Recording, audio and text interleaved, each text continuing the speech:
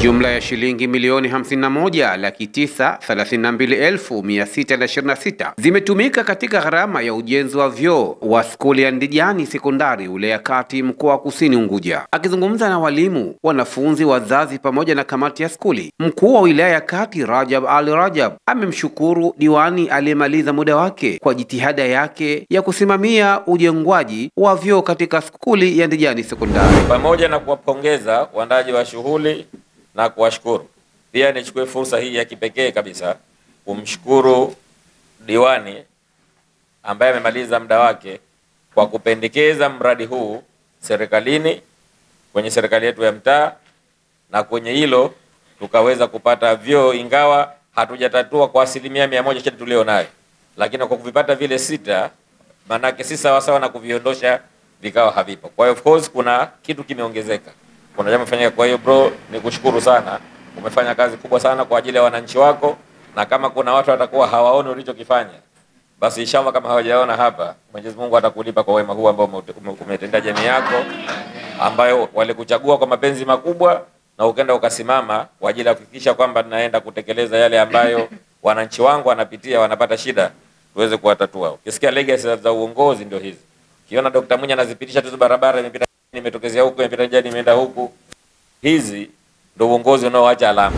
Waida Rajabu akachukua nafasi ya kuwapongeza manispaa ya wilaya Kati kwa hatua yao walioifanya katika kuondoshea changamoto wanafunzi wanaoipata katika skuli ya Ndijani Sekondari, pamoja na kuwashukuru wajenzi waliojenga vyoo hivyo na kutoa wito kwa walimu katika kusimamia na kuvitunza vyoo hivyo. Swala jingine pia kuweza kuwapongeza manispaa yetu, kwa sababu miradi inakuwa ni mingi kweli. Hebu mnaweza mkafikiria wadi zote, kila diwani anakwenda na mradi wake juu ya meza, halafu mkurugenzi akae aanze kuchambua na timu yake, halafu mradi uweze kutekelezwa. Maana diwani kwa mimi ilikuwa Mbinde, hizo Mbinde zinakuwa sio ndogo, kwa sababu kila mtu kwenye wadi yake ana shida.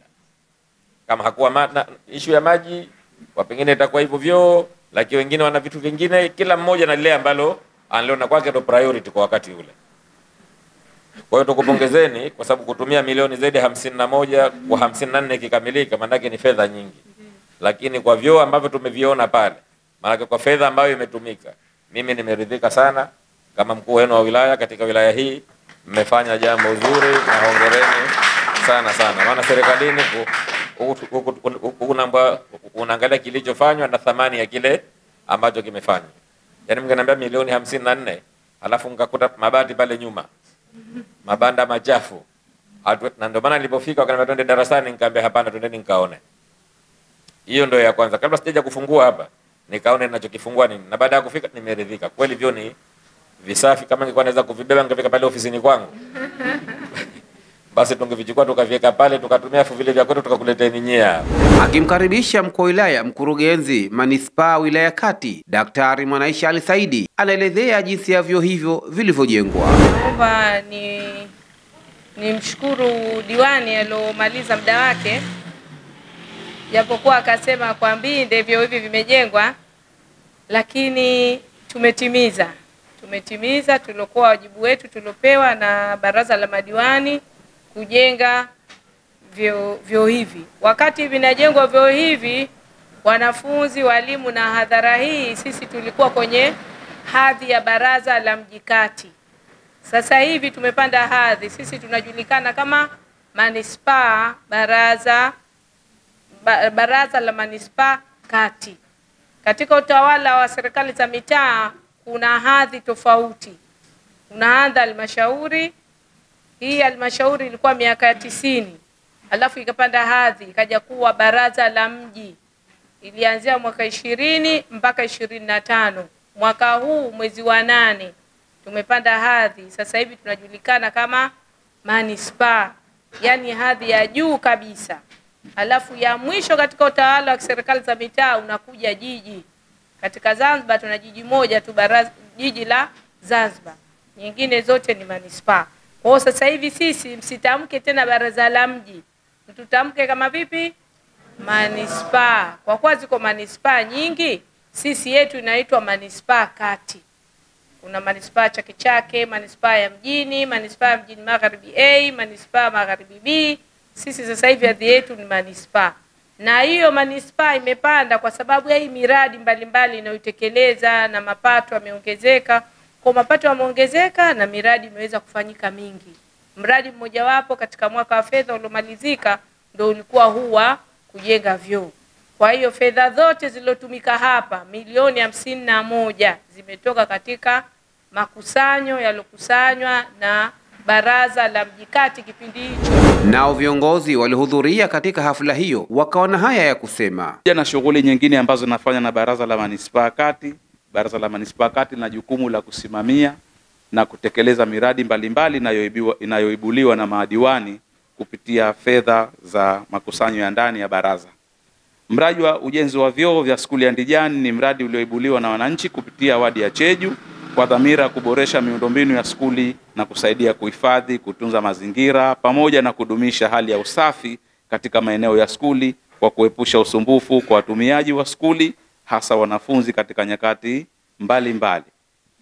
Ujenzi wa vyoo hivi vya skuli ya Ndijani umeanza rasmi tarehe 28 mwezi wa 8 2024 na kukamilika mwishoni mwa mwezi wa 10 mwaka 2024, ambapo mkandarasi wa mradi huu ni kampuni ya Scenic Construction and Consultants na kusimamiwa na wataalamu wa ndani wa baraza la manispaa kati pamoja na kufanyiwa tathmini ya gharama za ujenzi na wakala wa majengo Zanzibar ZBA.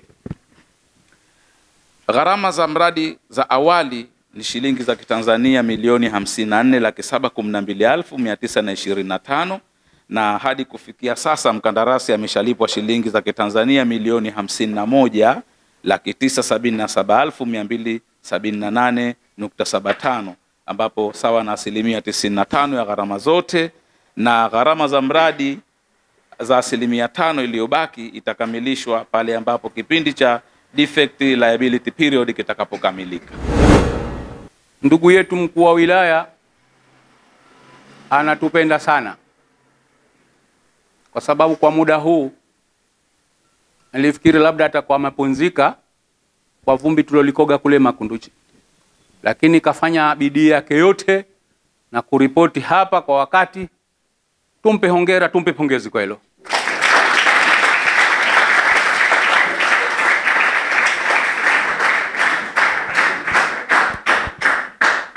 Muda umekwenda sana. Niliambiwa mimi nisimame niseme machache, lakini machache hayo itakuwa shukurani kwa walikuwa wote, hasa kwa mkuu wetu wa wilaya. Mkuu wa wilaya, mwenyekiti alisema neno na alilosema ni kweli, kama alivyosema kwa kadiri uwezo wangu, na nitafanya vyovyote Mungu akinisaidia vyo vile vijengwe. Na namshukuru Mungu si lele mama kujengwa vyo vile. Na naamini mheshimiwa wilaya unajua kazi za halmashauri na mabaraza zinazofanya, na hususan kupitia kwa madiwani wanapokuwa pale barazani. Lakini vyo vile kama Simbinde naamini visingelikuwepo. Lakini kutokana na ule umine wangu na ule ukakamavu wangu na ule usemaji wangu wa kila siku na kuoneshwa vidole, akisimama yule atazungumzia vyoo vya Ndijani, na namshukuru Mungu kila kikao nilichokuwa nasimama nilihakikisha swala hili lifanyike. Vyoo vyetu leo alhamdulillah sihaba umevizindua, na tunamshukuru Mwenyezi Mungu na tunakushukuru na wewe kwa kujali kwamba pamoja na kubanwa ulikobanwa, lakini ukasema nenda nikatekeleze ahadi. Ni hongera sana.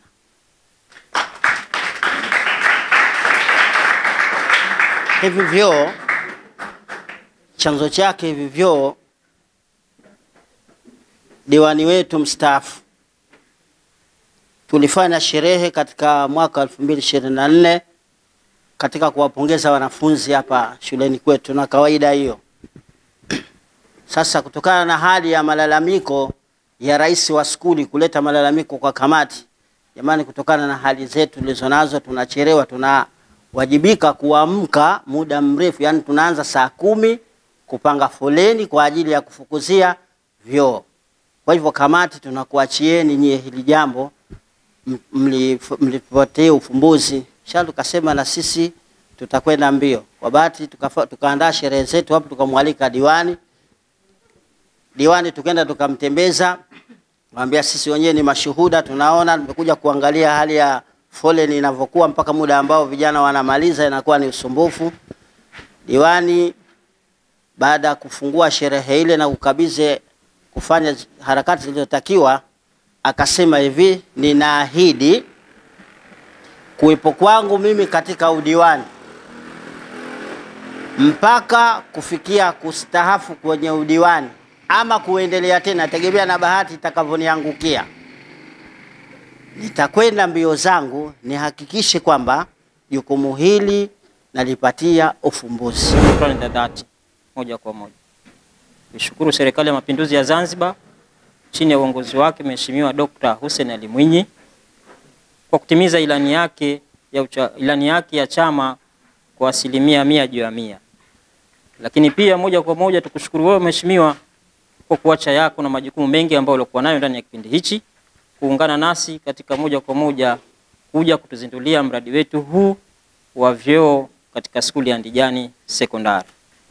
Kwa kusema ukweli, mwanzoni tulikuwa tuna changamoto nyingi Mheshimiwa, ambazo moja kwa moja ilikuwa inawakabili vijana wetu kama risala na utenzi ulivyokuwa ukasema.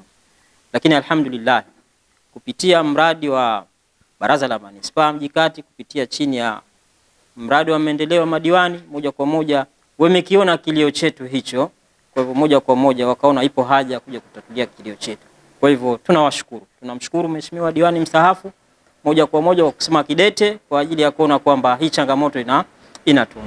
Akisoma risala katika hafla hiyo ya kukabidhiwa vyoo, mwanafunzi Haji Abu Saidi anaelezea jinsi ya kukamilika kwa vyoo hivyo pamoja na kuelezea changamoto zinazowakabili wanafunzi katika skuli yao. Ndugu mgeni rasmi, awali tulikuwa na upungufu mkubwa wa vyoo ambapo ilipelekea changamoto kubwa hapa skuli, na haswa ikifika siku za kambi mpaka kufikia hatua kupigana vikumbo milangoni. Ndugu mgeni rasmi, ujenzi huu wa vyoo vipya ulianza mnamo tarehe 16 mwezi wa 8 2024 chini ya mkandarasi mkuu ndugu Adam Abdalla Saidi Natepe na kusimamiwa na injinia ndugu Amur Badal Amur. Ndugu mgeni rasmi, ujenzi huu ulichukua takriban miezi miwili tangu kumalizika kwake. Ndugu mgeni rasmi, jumla ya gharama zilizotumika katika ujenzi huu ni milioni 51,977,326. Ndugu mgeni rasmi, shule yetu imepata mafanikio mbalimbali yakiwemo, kwanza tumefanikiwa kujenga vyoo 6 vikiwemo vya watu wenye mahitaji maalum. Vile vile tumejenga uzio kwa mashirikiano ya walimu na kamati ya skuli ingawa haujakamilika. Ndugu mgeni rasmi, licha ya kuwa na mafanikio hayo, lakini tuna changamoto mbalimbali zinazotukumba katika shule yetu. Changamoto hizo ni pamoja na ujenzi wa uzio. Tunaomba tumaliziwe uzio wa skuli ili kudhibiti uingiliaji wa wanyama kiholela na kuweza kuharibu mazingira ya skuli. Ujenzi wa maktaba.